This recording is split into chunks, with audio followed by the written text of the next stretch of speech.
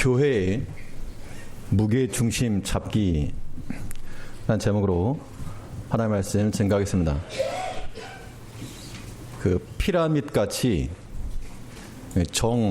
삼각형 구도로 이루어져 있는 건물은 겉에서 볼 때 상당히 안정감이 있습니다. 반대로 삼각형을 뒤집어 놓으면 뾰족한 게 바닥에 오고 널쩍한 게 위로 가 있으면 불안하죠. 언제 무너질지 모르고 불안한 겁니다. 그 이유가 뭔가 하면 무게중심의 차이인데, 모든 물체에는 이 무게중심이라는 게 있습니다. 그래서 이 중심이 아래쪽으로 내려가면 좀 안정적이고, 이게 위쪽으로 올라가면 불안해지는 겁니다. 그래서 운동선수들이 자세를 낮춰라, 무릎을 구부리고 자세를 낮추는 것도 그렇게 해야지 이 안정감이 있기 때문에 그렇게 하는 겁니다. 어떤 건물을 세워나간다 할 때, 아니면 쓰러지지 않는 혹은 구조물을 만들어 간다고 할 때에는 반드시 이 무게중심이 아래쪽에 임해서 넘어지지 않도록 그런 구조를 갖춰 나가야 됩니다. 그럼 교회는 어떠한가?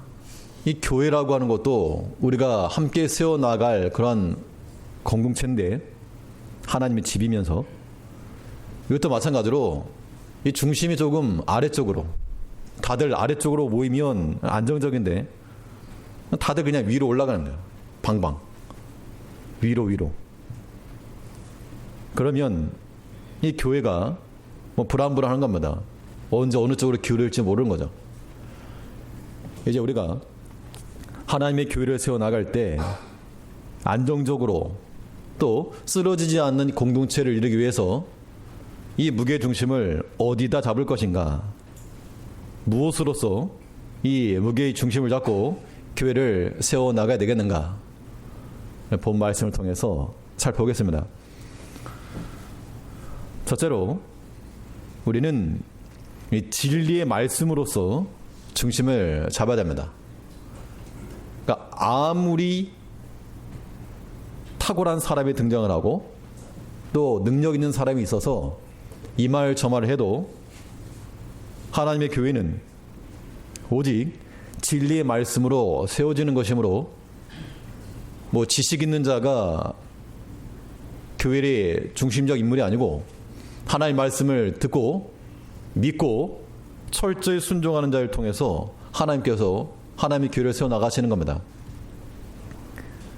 그러므로 하나님 말씀이 온전히 세워지도록 하는 것이 요동치 않고 또 안정적으로 이 교회 공동체를 이루어가는 길이 되는 겁니다. 결론은 무엇입니까? 결론은 자명하죠. 모든 성도들이 진리의 말씀 가운데로 모여들어야 됩니다. 이것이야말로 우리가 하나님의 교회를 세워나가는 가장 중요한 원칙입니다. 하나님 말씀 외적인 것이 중심이 되게 되면 불안하죠. 초대교회 때 어떤 문제가 있었는가 하면 이 구제 문제가 있어가지고 당연히 교회가 구제도 하고 섬겨야 되겠는데, 그게 중심이 되다 보니까 사도들이 이제 구제하느라고 여념이 없고, 그것 때문에 왜 우리는 안 도와주느냐 불만이 제기되고 다툼이 되었다는 겁니다. 그때 그 문제를 해결한 방법이 이 구제 문제를 처리하도록 교회에 성령이 충만한 그런 집사들을 세우고, 사도들은 말씀 전하는 것과 기도하는 것에 전념하겠다. 그렇게 해서 이 문제가 해결이 되어 간 겁니다. 교회가 우리가 마음으로 생각할 때 다들 이제 부흥되기를 원하고, 부흥이라고 하는 게 사실 어떤 것을 부흥이라고 말하는지 알 수 없지만 사람들은 보통 숫자가 많아지는 걸 부흥이라고 그러죠. 그러나 숫자가 많아지는 것 자체가 부흥이 아니고, 모든 기존의 성도들이 하나님 말씀에 대한 간절함이 있고 갈급함이 있고 그 말씀에 대한 철저히 순종하고자 하는 마음을 갖지 않으면 사람이 100명, 200명 모인들 이게 무슨 의미가 되겠습니까? 더 진정한 부흥은 하나님 말씀에 대한 갈급함과 간절함, 그 말씀에 대한 사랑함, 이것이 우리 가운데 있어야 되는 거예요. 이게 목회자만의 문제가 아니고 모든 성도들이 그 진리 말씀 가운데 모여들고 그 말씀 가운데 거하고 이것이 우리의 센터가 되고 중심이 될 때 그때 교회가 바로 서는 겁니다. 특히 디모데서는 바울 사도가 에베소 교회에 담임하고 있던 이 목회자 디모데에게 보낸 서신이었기 때문에 어떤 목회자에게 당부하는 말이기도 하고 또 그 목회자는 이 교훈대로 목양을 해야 되니까 당연히 교인과 성도들도 그 같은 원리와 원칙을 가지고 가는 것이 맞는 거죠. 근데 교회 지도자나 아니면 하나님의 교회를 세워나가는 이 봉사의 직무를 감당하는 모든 일꾼들에 대해서 무엇을 가지고 나갈 것인가? 그 사람의 재력이나 권세나 그런 거 보지 말고 오직 진리의 말씀에 대해서 하나님 말씀을 따라서 존경할 자를 존경하고 또 세울 자를 세우고 또 권면할 자를 권면하라고 말하고 있습니다. 17절 말씀 보시면 잘 다스리는 장로들을 배나 존경할 자로 알되 말씀과 가르침에 수고하는 이들을 더할 것이니라. 장로라고 하면 가르치는 장로와 또 치료하는 장로 이렇게 우리가 구분하죠. 목사도 장로 가운데 일부입니다. 가르치는 장로도 되죠. 이때 이 디모데에게 보낸 말씀 가운데 그 교회 내에 잘 다스리는 장로들을 존경할 자로 알아라. 뿐만 아니라 말씀과 가르침에 수고한 이들도 존경할 자로 알고 잘 세우라 라고 말하고 있습니다. 하나님의 교회를 세워나감에 있어서 헌금 많이 하는 사람, 그 사람 놓치지 말아라 라고 하지 않았고 또 고위 관료 그런 사람들 특별대우 해라 라고 하지 않았고 교회를 진리를 따라 잘 다스리고 또 잘 가르치는 자, 잘 가르친다라고 하는 게 하나님 말씀, 진리 말씀을 가르치는 거니까 이 말씀에 대해서 모든 지도자들, 교회 직분자들 또 모든 성도들이 말씀을 잘 가르치고 잘 배워야 된다. 그 말 하는 겁니다. 지금 우리가 직분을 따라서 하나님께 봉사하시는데 목사가 감당할 몫이 있겠죠. 또 장로님들이 감당하실 역할들이 있는데 특별히 본문에서는 잘 다스리고 그랬는데 그냥 다스리고가 아니고 잘 다스리고. 근데 다스린다라고 하는 것이 내가 주인 입장에서 다스리는 게 아니고 이거는 종의 위치에서 섬김으로써 다스리는 걸 말합니다. 부모가 아이들을 대할 때 자녀들이 잘못하면 때로는 회초리도 들고 하지만 평상시는 그렇지 않죠. 매일같이 회초리 드는 사람 없죠. 잘못이 있을 때는 그렇게 하지만 평상시에는 아이들이 모르지만 자고 있을 때 부모님들이 고생하는 거 아이들 모르죠. 아이들이 쿨쿨 자고 있을 때 일어나서 밥도 하고 혹은 일도 하고 애들이 모른다는 겁니다. 그런 것이 섬김으로써 다스리는 겁니다. 그러니까 교회 일꾼들은 내가 하는 이 고생과 수고 몰라준다. 당연히 모르는 거죠. 어린 아이들이 부모의 노고를 모르는 것 같이 하나님께서 들어쓰시는 모든 일꾼도 마찬가지입니다. 그런 마음을 가져야 되는 거예요. 여기서 잘 다스린다라고 하는 것은 때로는 회초리를 들어서 징계할 때도 필요하지만 그런 정말 특별한 케이스고 평상시는 부모가 자녀를 위해서 수고하고 애쓰는 것 같이 우리가 모든 성도들을 섬기는 마음을 가지고 또 대신해서 내가 기도한다는 그 마음을 가지고 다른 일반 성도님들 주무시더라도 그 시간에 깨어서 내가 한 몫 더 한다. 그 마음을 가지고 함께 기도해 나가는 것. 이것이 우리에게 필요한 겁니다. 이게 장로님들만 해당하는 게 아니고 우리 교회에 또 권사님들 계시죠? 권사님들의 역할이 무엇입니까? 적당한 말은 아니지만 권사님들은 식당에서 밥을 하시는 분 이렇게 이해하시면 안 되죠. 누구보다 하나님의 교회를 위해서 봉사하고 또 위하여 기도하고 말 그대로 연약한 자들을 믿음으로 권면해주고 마찬가지입니다. 교회를 잘 다스려 가야 됩니다. 이것도 마찬가지로 주인 입장에서 가지고 나는 권사니까 아무개 집사 이리 와봐 취집사를 시키라는 게 아닌 거죠. 낮은 자리에서 본이 되면서 하나님의 교회를 세워나가는 것, 이것이 이 중심을 낮추는 겁니다. 그래야지 교회가 좀 건전하고 본이 되지, 그러지 않으면 이거 본이 되지 않는 겁니다. 권사님들만 그렇습니까? 집사님들 마찬가지죠. 이게 무슨 직급의 순서가 아닌 겁니다. 다 동일한 주 일꾼들인데 하나님께서 또 맡기신 그 일을 따라서 이 집사의 직무를 잘 감당하게 되면 아름다운 이름을 얻는다 그랬습니다. 그러니까 모든 직분자들은 다 그 진리의 말씀을 따라서 잘 다스리고 잘 가르치고 잘 배우고 잘 섬기고 아무튼 잘 봉사해야 됩니다. 하는 거 앞에 잘 하나님이 기뻐하실 만한 것으로 감당을 해 나가야 되겠습니다. 또 특별히 가르치는 것에 대해서 말했는데 이 가르치는 것에 대해서 이 교사들도 마찬가지입니다. 교사들도 이제 주일학교 성경학교도 있고 수고들 많이 하시는데 잘 가르치는 거 애들이 못 알아먹죠 사실은. 그래도 그 아이들에게 본이 되고 위에서 기도하고 교사들은 그걸 꼭 지키셔야 됩니다. 반드시 맡은 아이들 위해서 기도하시고 애들이 못 알아먹는다 그래도 함께 나눌 수 있는 그런 말을 준비하고 하나님께서 기뻐하실 만한 생명 살린다는 그런 마음을 가지고 가시면 돼요. 교사가 참 중요한 역할입니다.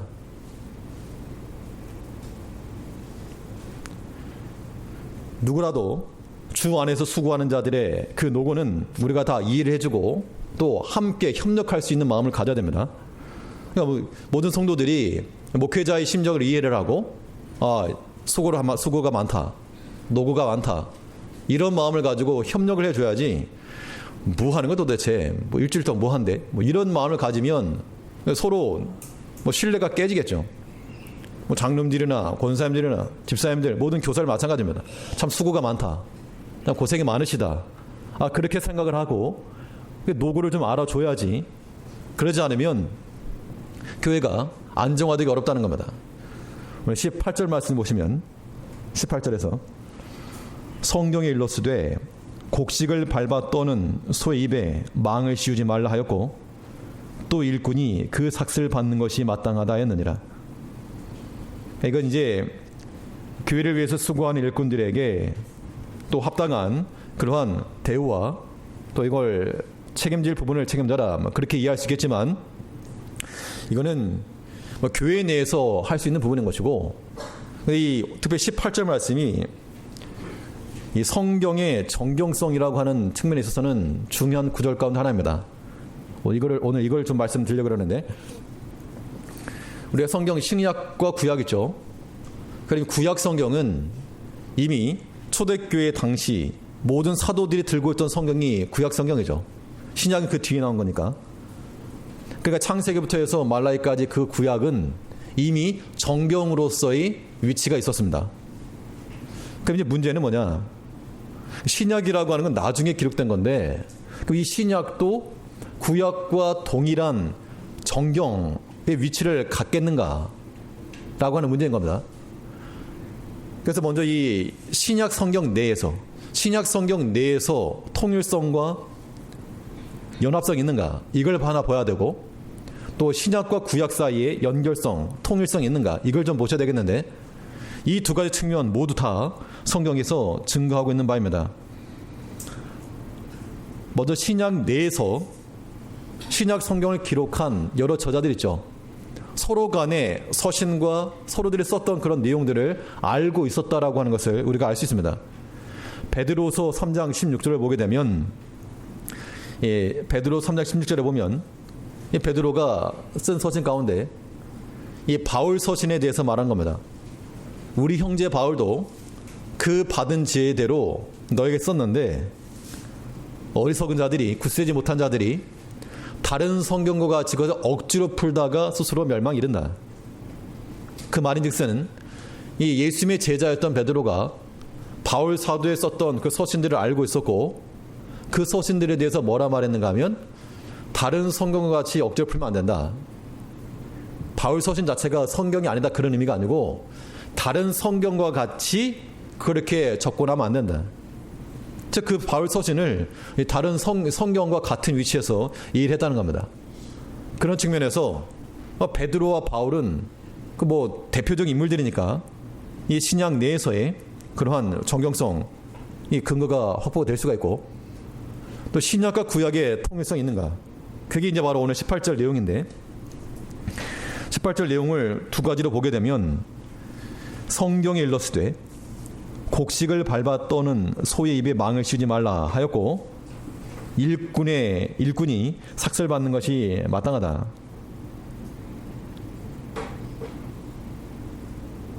곡식을 밟아 떠는 소의 입에 망을 씌우지 말라는 것은 신명기에 나오는 말씀이고요. 신명기 25장 4절에 보면 이 곡식을 떠는 밟는 소의 입에 망을 씌우지 말라 했고, 누가복음 10장 7절에 보게 되면 예수님께서 말씀하시는 대로 그 일꾼이 삭슬받는 것이 마땅하다. 그러니까 이 두 구절을, 신약과 구약에 있는 두 구절에 마치 동일한 권세가 있는 것 같이 18절의 초반부 이미 말하기를 성경에 일러스되, 그러니까 구약과 신약에 나와 있는 그 내용들이 동일하게 성경으로서의 위치를 이미 확보하고 있었다는 겁니다.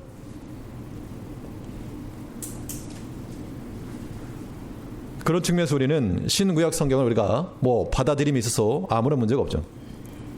또 하나의 문제, 그러면 성경은 정확무하고 오류가 없다 그러는데 왜 성경 책 사다 보면 단어도 틀리고 개정판이 다르니까 개역 한글 있고 개역 개정이 있고 현대인의 성경이 있고 다 단어가 다른데요? 그럼 이거 오류가 있는 거 아닙니까? 여기 우리가 말하는 성경의 정경성이라고 하는 것은 그 원본을 가리키는 원본, 성경의 원본에 대해서는 성령의 감동하심을 따라 정확히 기록되었다. 그럼 현재 남아있는 것들은 다 사본이죠. 사본이면 그럼 그건 가짜냐? 상식적으로 원판은 하나밖에 없는 거죠.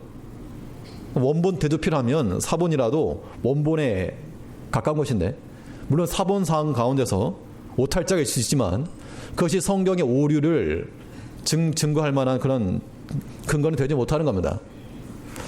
사실 우리가 지금 현재 쓰고 있는 성경도 우리 지혜교회는 항상 이렇게 쭉 왔으니까 항상 그런 거보다 하겠지만, 사실 현재 우리가 쓰고 있는 이 성경이요 더 이제 안 나옵니다. 개역 한글판, 한글 개역판, 서점에 가면 없어요. 개정판이 있고. 그래서 아마 새로 성경을 사신 분들은 개역, 지금 예전에 우리가 쓰던 게 아닌 겁니다. 그럼 어떤 게 더 좋으냐? 어떤 게 좋으냐가 아니고, 이건 사실은 상관이 없어요, 사실은. 이제 그 예전 게 약간 이제 단어적으로 좀 어려운 게 있으니까 좀 풀어서 쓰는 건 있죠. 하지만 저는 개인적으로 그 개역판을 좋아합니다. 저는 개역판뿐만 아니라 저는 세로로 된 성경 쓰고 있습니다. 네. 그런데 이게 좀 바꾸긴 바꿔야 돼요. 왜 바꿔야 되는가? 교회적으로 이게 바꾸긴 바꿀 건데요. 그 성경만의 문제가 아니고 찬송도 마찬가지입니다. 우리가 지금 쓰고 있는 찬송을 통일 찬송이라고 하면 통일 찬송가. 예전에 합동측, 통합측 나눠져 있었는데 이거를 통일시켜서 통합 찬송가 1983년도에 만들었는데 2006년도에 21세기 찬송가 위원회 조직돼가지고 2007년도에 나온 게 21세기 찬송가. 우리가 지금 새 찬송가라고 말하는 거죠. 그런데 그 새 찬송가 그래도 이미 2007년이니까 거의 12년 지난 거죠. 요즘은 어디가 성경책 사면 찬송가가 다 우리가 쓴 옛날 게 아니고 새로운 게 나오거든요. 무슨 문제가 발생하는가 하면 찬송합니다 몇 장 그러면 그 이제 혼란이 오는 거예요. 오늘 사 말고 눈사님 준비 찬송하실 때 새 찬송 몇 장 말을 안 했는데, 그러면 또 이제 그 찬송 갖고 온 사람이 몇 장이야 어디야 찾게 되기도 하고, 이러다 보면 같은 노래를 가지고 같은 찬송 부르면 좋은데 이게 다르니까 약간 혼란이 온다는 겁니다. 또 중요한 건 뭐냐면 단지 그것만의 문제라면 우리가 굳이 바꿀 일은 없는데 하나 선교적 목적이 있는 겁니다. 그러니까는 혹시 외부에서 누가 온다거나 아니면 혹은 뭐 누가 오게 되어서 교회를 찾다가 오게 되면 이런 것을 보게 되면요 어떤 마음을 갖게 되는가 하면 그 오해를 하게 되는데 요즘 그 이단을 구별하는 방법 가운데 하나가 이 개역 한글판을 쓰느냐 이겁니다. 그 뭐 신천지가 됐건 이단들은 안 바꾸죠. 왜 안 바꾸냐 하면 여기 나와 있는 단어를 가지고 자기들이 교리를 만들었기 때문에 이 성경을 바꿔버리면 단어가 틀려져 버리니까 우리야 뭐 단어 좀 바뀌어도 상관없는데 그 사람 단어 바뀌면 큰일 나거든요. 그렇기 때문에 안 바꾼다는 겁니다. 그렇기 때문에 요즘 공공연하게 이단인지 아닌지를 구별하는 방법 가운데 하나로 옛날 거 쓰냐 안 쓰냐 이렇게 판단하기 때문에 좀 아쉽긴 하지만 우리가 이거 좀 그 변화해야 될 거라고 하는 것은 좀 인지를 하셔야 됩니다. 우리는 변화를 좀 쉽게 받아들이지 못하는 습성이 있어가지고 제가 뭐 조금 텀을 드리긴 하지만 아무튼 이게 바꾸긴 바꿔야 된다. 일단 그렇게는 좀 미리 마음에 염두를 두시고 사실 찬송 같은 경우도 이 77개 정도가 빠졌고 기존 찬송에 있어서 새로운 게 한 160개 정도가 증설이 됐는데 개인적으로 제가 아끼고 사랑하는 찬송가들이 대부분 빠진 거예요. 도대체 누가 이렇게 빠뜨렸나 뭐 화가 날 정도인데 하지만 우리가 이 찬송과 성경에 대해서도 이게 무슨 판이 바뀌고 새 언어로 번역이 되었다 해서 오류가 있다거나 우리 그렇게 생각할 것은 아닙니다. 아무튼 우리 찬송과 이 성경에 대해서도 어느 정도 좀 변화가 있어야 된다라고 하는 제가 미리 말씀드리니까 그렇게 이해들 하지 말아야겠습니다. 이 교회의 무게 중심이라고 하는 것, 우리 진리의 말씀으로서 세워나가야 될 것인데 말씀에 대해서 세워나가는 것 중요하고 또 한편으로 어긋나는 것들, 말씀에 어긋나는 것들은 바로 세워나가는 것도 중요한 일입니다. 특별히 잘못된 일이 생겼을 때는 한두 마디 말만 듣고 바로 처리하지 말고 누가 그랬다더라 그 말 듣고 바로 하지 말고 두세 증인을 더 얻으라 그랬습니다. 19절을 보시면 장로에 대한 송사는 두세 증인이 없으면 받지 말 것이오. 범죄한 자들을 모든 산 앞에 꾸짖어 나머지 사람으로 두려워하게 하라. 19절과 20절은 조금은 상반된 내용이긴 한데 먼저는 어떤 장로들에 대해서 어떠한 이야기가 나왔다. 그렇다고 해서 바로 이를 처리하지 말고 두세 증인의 말을 더 듣고 좀 더 확인하고 더 살펴봐라. 만일 그렇게 해서 잘못이 명명백백하면 그때 가서 어미 꾸짖으라 그 말하고 있는 겁니다. 근데 교회 내에서 뭐 교회만의 문제는 아니죠. 어느 공동체도 마찬가지입니다. 물론 가장 날카롭게 적용이 돼야 되지만 뭐 그런 게 있을 때마다 뭐 갈아치고 그래버리면 일이 되지 않죠. 그래서 잘못된 것이 있다 했을 때 한두 마디 말을 듣고 그렇게 판단하지 말고 좀 더 알아보고 두세 증인의 말을 얻은 다음에 이거 정말 참으로 이게 덕이 되지 않고 신앙적 유익이 없다. 그럴 때에는 엄히 꾸짖어서 하나님의 교회를 세워나가라. 그렇게 말하고 있습니다. 근데 중요한 것은 어떤 경우라도 목적은 정죄하고 꾸짖는 것이 목적이 아니고 회개하고 돌이켜서 구원받는 것에 목적이 있음을 우리가 항상 인지해야 됩니다. 우리 본문에서는 꾸짖으라 이렇게 말했지만 우리 지난주에 본 것처럼 5장 1절을 보면 늙은 이를 꾸짖지 말고 권하되, 그러니까 꾸짖을 만한 어떤 상황이 발생하더라도 이것을 권하고 바로 설 수 있도록 권해라. 만일 직분자나 아니면 주도적으로 주의를 감당하는 일꾼들 가운데서 어떤 시비가 발생할 경우에는 그것을 명확히 살펴서 그것이 사실이라 그러면 그것을 바로 세워나가라. 그러니까 이게 이제 옐로 카드로 끝나는 경우가 있고 옐로 카드에서 회개하지 않으면 그땐 레드 카드 나가는 겁니다. 우리가 그 누구라도 하나님 말씀의 지도를 잘 받고 또 그 권세 아래 있어야 되며 어디 진리의 말씀이 작동할 수 있도록 말씀 주의로 모여드려야 되겠습니다. 주일 이렇게 예배 시간에 모인 거 말씀 가운데 모인 거죠. 이 무게중심 낮아지는 겁니다. 주일만 그러지 마시고 우리 뭐 수요일도 마찬가지고 금요일도 마찬가지고 새벽에도 마찬가지고 아무튼 모여들어 말씀 가운데 모여들어야지만이 그것이 건전하고 안전적이고 튼튼한 그런 공동체를 세워나가는 겁니다. 아무쪼록 진리의 말씀을 중심으로 하나님의 교회를 잘 세워나가는 우리가 되어야 되겠습니다. 둘째로 이 교회를 세워나가기 위해서 어디에다 중심을 둬야 되겠는가? 균형을 이루는 그 자리에 우리가 중심을 잡아야 됩니다. 균형감이라고 하는 것이 중요한데요. 하나님과의 관계, 이 대신 관계에서는 하나님 쪽으로 기울어지게 하는 것이 우리 신앙 중심을 잡는 겁니다. 뭐 시소에서 무거운 사람 쪽으로 기울어지는 것처럼 이게 이제 하나님께 영광이라고 하는 기본 개념이에요. 하나님과의 관계에서는 무조건 편파적으로, 무조건 기울어져야 됩니다.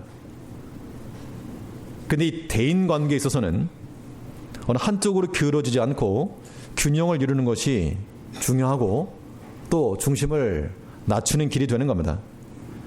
우리 21절을 보시면 하나님과 그리스도 예수와 택하심을 받은 천사들 앞에서 내가 엄히 명하노니 너는 편견이 없이 이것들을 지켜 아무 일도 편벽되이 하지 말며.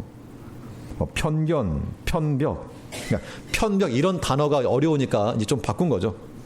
편벽이라고 하는 말 자체가 어떤 부분적인 거, 편견이나 한 부분으로 치우치지 말아라, 뭐 그런 의미가 되는 겁니다. 자기 성향에 맞다고 해서 우리 끼리끼리 어울리다 보면 파당이 이루어질 수 있죠. 그거는 굉장히 위험한 겁니다.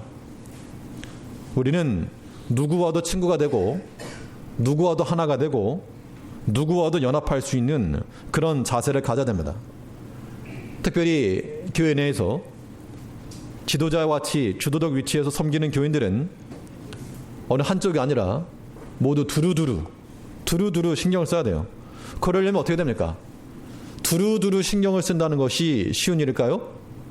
아니요? 아닙니다. 목사니까 당연히 성도님들 다 모두를 좀 봐야죠. 근데 언제 참 곤란한가 하면 상반된 일들이 있을 때, 상반된 의견이나 상반된 일들이 있게 되면 어느 한쪽으로 치울 수 없지 않습니까? 이게 진리 문제라서 명백한 성경 문제라 그러면 당연히 확고한 입장이지만 뭐 성경에 나온 것도 아니고 이렇게 해도 되고 저렇게 해도 되는 그런 문제일 때 어떤 양쪽 입장이 갈리게 되면 그럴 때 어떤 일이 벌어질까요? 그럴 때 이제 목회자의 마음은 빵꾸 나는 겁니다. 어느 한쪽을 들을 수 없는 거죠. 그렇기 때문에 두루두루 본다는 것이 굉장히 어려운 일이죠. 하지만 우리가 그런 측면에 있어서 그것이 가능하게 되려면 자기 목소리를 좀 낮춰야 됩니다. 자기 목소리. 우리가 모두가 다 하나님의 교회를 세워나가고자 하는 마음 가지고 다 봉사하시는데 그럴 때 누구와도 다 하나가 되고 연합이 되고 친구가 되어야 됩니다. 균형을 맞추는 게 중요한 겁니다. 균형. 그 총회적으로 신문이 나오는데요. 총회 보라 그래가지고 뭐 갖다 놔도 이제 관심들이 없어가지고 안 보시 하지만 이번에 저보고 글을 하나 쓰라고 연락이 와가지고 하나 썼는데 아마 이번에 나올 것 같습니다. 갖다 놓을 테니까 관심 있으신 분들은 한번 가져가서 보시기 바랍니다. 그 내용이 뭐냐면요. 예전에 그 수요일 설교했던 내용 가운데 하나인데 그 레위 지파의 분깃과 사명이라고 하는 주제를 가지고 이 10지파들 가운데 레위 지파는 기업을 못 받았습니다.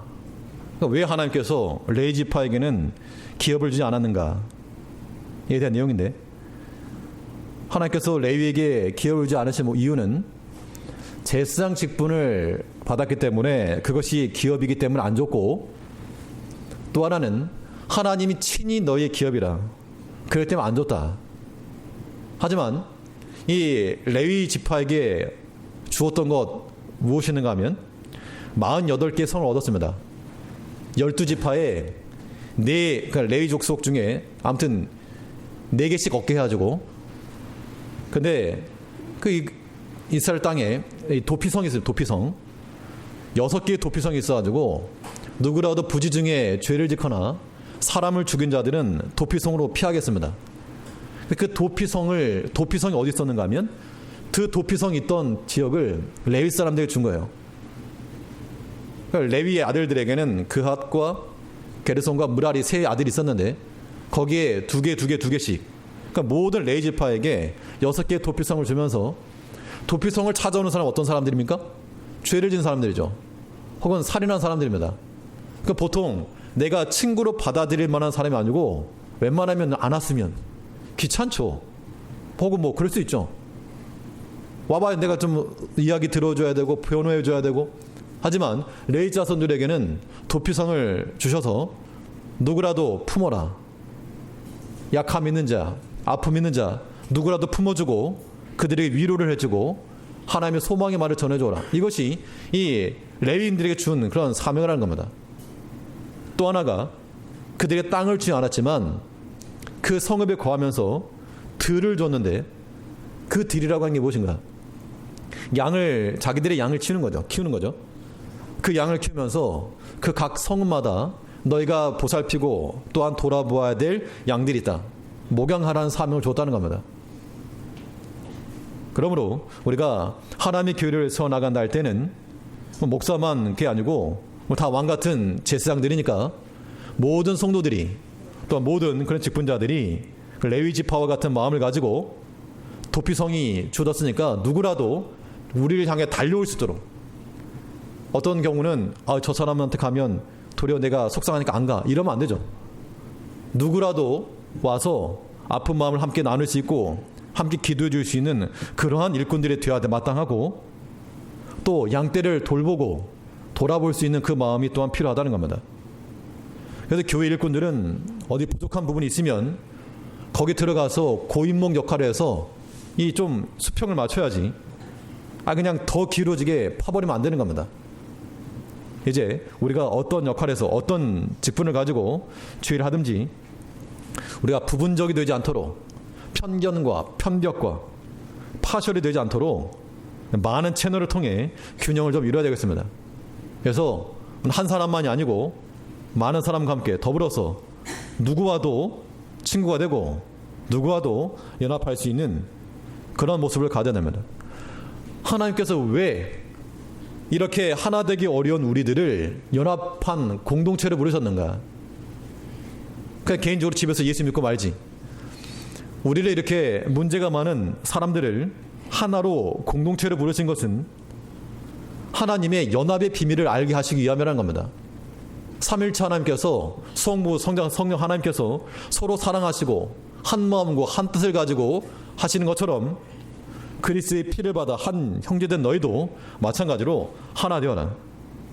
빈 공간 뚫리지 말고 조직적인 움직임으로 우리가 하나의 공동체를 잘 이루어가야 됩니다.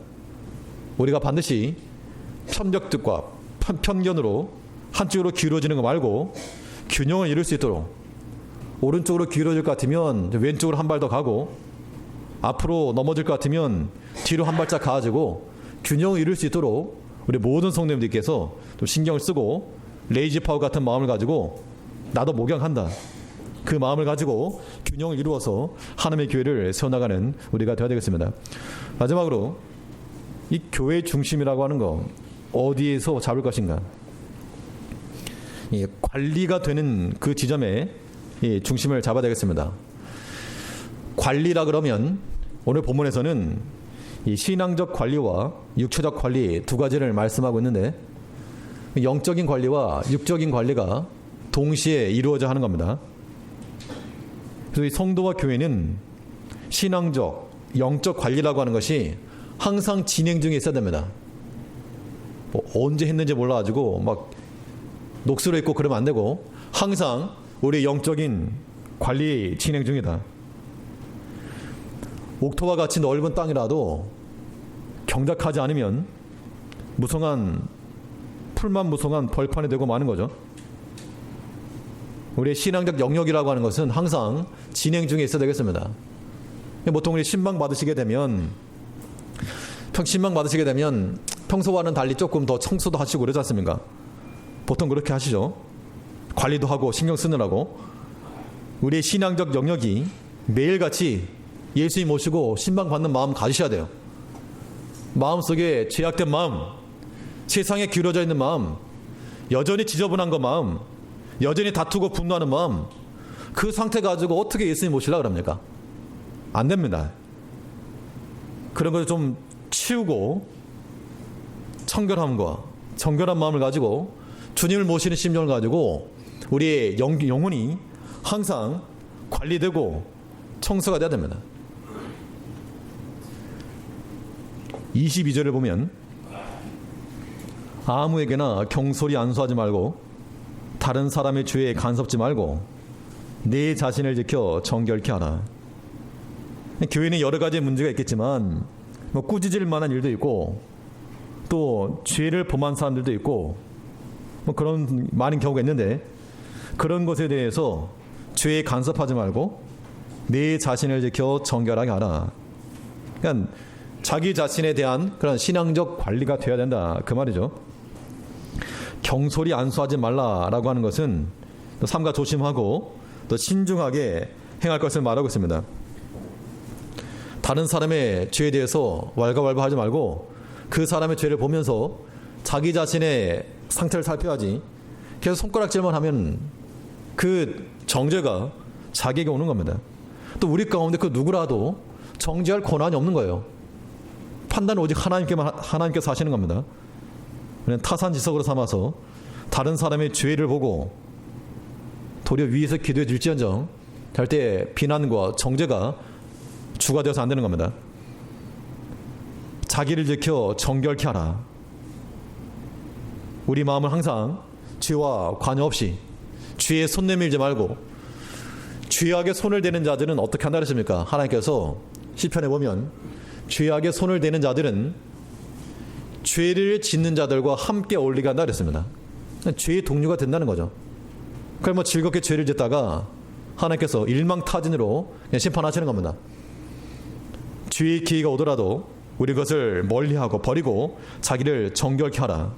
이것이 우리 가운데서 항상 진행되어야 될 그런 작업이고 이런 영적인 관리 속에 하나님의 교회가 점점 정결해지고 거룩해지고 성결해져 나가는 겁니다.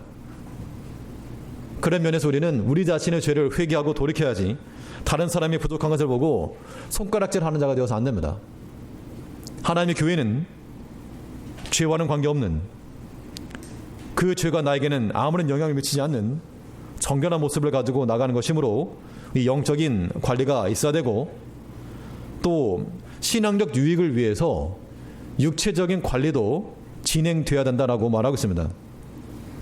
목회자의 영적 육체적 건강은 교회와 성도들에게 복이라 그랬는데 23절을 보니까 이제부터는 물만 마시지 말고 내 비위와 자주 나는 병을 인하여 포도주를 조금씩 쓰라. 이 디모데가 아마 좀 병약했던 모양입니다. 아니면 스트레스를 받아가지고 디모데도 아마 빵꾸가 많이 나가지고 고민했을지 모를 일인데 그런데 내 비위와 자주 나는 병을 인해서 포도를 조금씩 써라. 또 이걸 가지고 그렇지 포도는 조금씩 마셔야지 하면서 밥 먹을 때마다 조금 그렇게들 하시면 안 됩니다. 나는 병이 있으니까 이거 포도 좀 먹으면 난 나아.